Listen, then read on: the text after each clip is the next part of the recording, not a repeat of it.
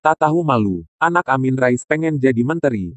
Ramai-ramai soal reshuffle kabinet juga sampai ke klan Amin Rais. Tidak ada angin tidak ada hujan. Anak ketiganya Ahmad Mumtaz Rais menyatakan siap menjadi menterinya Jokowi. Jangankah menjadi menteri, dikasih posisi wamen saja dia terima dengan senang hati. Politik ini adalah the art of possibility. Seni dari segala kemungkinan. Saya tidak ingin mendahului takdir Allah, apalagi berandai-andai yang muluk-muluk. Bahkan posisi wamen saja tidak jadi masalah. Yang penting capable untuk turut membantu rencana-rencana besar Pak Presiden untuk memakmurkan negeri. Siap melakukan yang terbaik, katanya. Klan Amin Rais ini memang tidak tahu malu. Bapaknya dikutuk Gus Dur menjadi gelandangan politik seumur hidupnya, dan sampai sekarang terbukti demikian. Dari partainya sendiri dia ditendang keluar, dianggap sudah tidak berguna, sakit hati, kemudian berkoar-koar mau bikin partai baru. Memangnya bikin partai mudah? Mana? Sampai sekarang belum jelas, akhirnya benar jadi gelandangan politik. Anak pertamanya Hanafi Rais, sempat mencalonkan diri menjadi wali kota Yogyakarta, tapi kalah. Padahal katanya Yogyakarta itu basisnya keluarga Rais. Karma, mungkin saja. Anak keduanya Hanum Rais siapa yang tidak kenal. Waktu kasus Oplas Ratna Sarumpait, dia berdiri di garda paling depan, menangis di depan media bilang kalau Ratna dianiaya. Sebagai dokter dia katanya tahu membedakan luka akibat operasi dan luka karena penganiayaan. Dia berusaha meyakinkan publik dengan status dokternya, padahal dia dokter gigi, itu pun tidak praktik. Sungguh memalukan memang klan Amin Rais ini. Bapaknya hampir di setiap kesempatan nyinyir kerja pemerintah. Apapun yang dilakukan Jokowi salah di matanya. Jokowi keluarkan Perpu Corona, dia gugat ke MK, ditolak. Jokowi marahin menteri, dia bilang cuma sandiwara politik. Amin, yang bersandiwara itu anakmu. Pura-pura menangis menyamakan Ratna dengan Cut Nyadin. Terus apa kamu juga lupa pernah bersandiwara? Bilangnya mau jalan kaki Yogyakarta-Jakarta PP.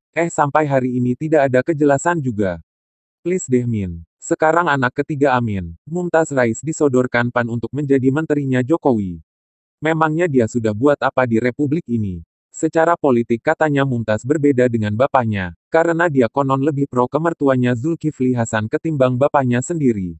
Dia juga berseberangan dengan kakaknya Hanafi Rais yang sudah keluar dari PAN. Tapi apa benar begitu? Mungkin saja di luar mereka memposisikan diri berbeda, tapi mereka akan tetap satu keluarga. Darah Rais mengalir di dirinya. Lagi pula ini politik, main dua kaki itu kerap terjadi dalam politik. Bisa jadi alasan utama Amin Rais berkoar-koar mengkritik pemerintah supaya dapat jabatan. Bukan untuk dia tapi untuk anaknya. Ini politik, apa yang terlihat tidak sama dengan apa yang sebenarnya terjadi. PAN yang menyodorkan Mumtaz menjadi calon menteri Jokowi juga aneh. Sejak Jokowi memerintah mengaku sebagai partai pendukung, tapi kelakuan tidak beda dengan partai oposisi. Partainya bilang A, tokohnya bilang B. Dari sejak periode pertama Jokowi, PAN ini paling sering melenceng. Dia bagian dari pemerintah, tapi suaranya paling kencang mengkritik pemerintah. Partai satu digit ini memang suka begitu.